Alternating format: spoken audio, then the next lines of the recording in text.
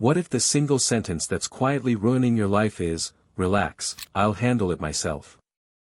Imagine waking up tomorrow finally untangled from that stubborn creed, lighter, faster, stronger, yet every hour you cling to it, stress compounds like high-interest debt choking the future you could own.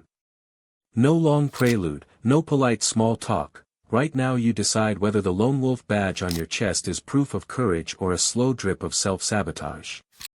Because here's the punchline, refusing to ask for help isn't stoic bravery, it's hidden fear dressed up as heroism, and fear always collects its bill. Leave that fear unchecked and flash forward 5, 10, 20 years. Your back clenches from hauling boxes you never needed to lift alone, your sleep's a patchwork of clenched teeth and half-dreamed deadlines, and the people who once wanted to stand beside you now shrug and step away. He never lets anyone in anyway.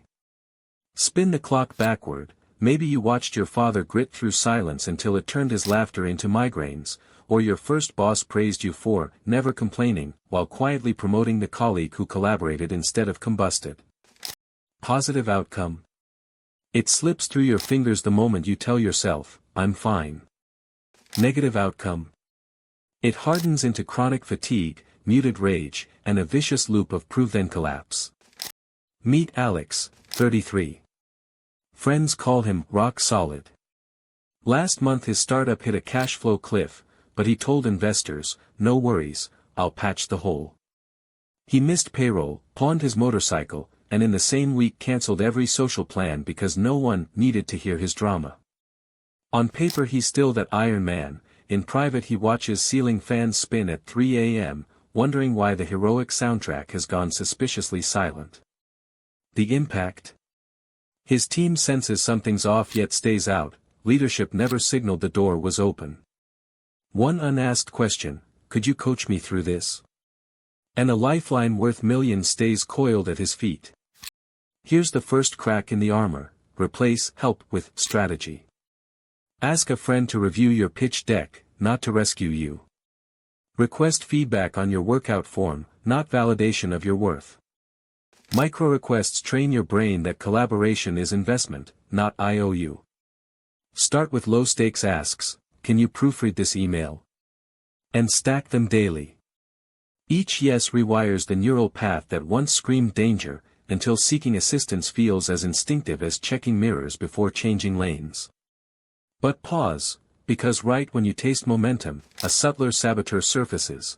What if I become dependent? What if rejection hurts worse now that I've opened up? That's the new problem to conquer, and ignoring it is like skipping the second set in the gym, you leave half the gains on the floor. If you quit here, you regress, and regression is costlier after you've glimpsed what ease can feel like. Full blueprint. Own your humanity. Say aloud, "I am not a machine." Naming the truth disarms shame. Filter your circle. A no to a reasonable request is priceless intel. This person isn't varsity material. Keep them for coffee, not crises. Reciprocate deliberately. Turn gratitude into action within 48 hours, share a lead, spot a lift, pass on a skill. Debts transform into networks, not shackles. Systemize support. Schedule monthly check-ins with peers where asking and offering help is the agenda, not a footnote. Routine kills awkwardness. Scatter these 4 across projects, relationships, health. Watch bandwidth rise, temper stabilize, creativity spark. Quick pit stop, brothers, remember the first time you did admit you were out of depth, maybe a mentor stepped in, maybe nobody did. Share that moment in the comments. Why? 2 reasons. First, every story you drop becomes a playbook for the guy stumbling behind you, and you might save him a year of silent struggle. Second, reflecting on your own turning point cements the lesson, you'll be twice as likely to ask sooner next time. Hit the like if that exchange feels fair, and subscribe because we're building a community where strength equals connection, not isolation.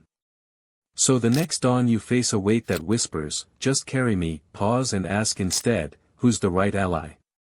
Because men who master the art of the ask don't shrink, they scale.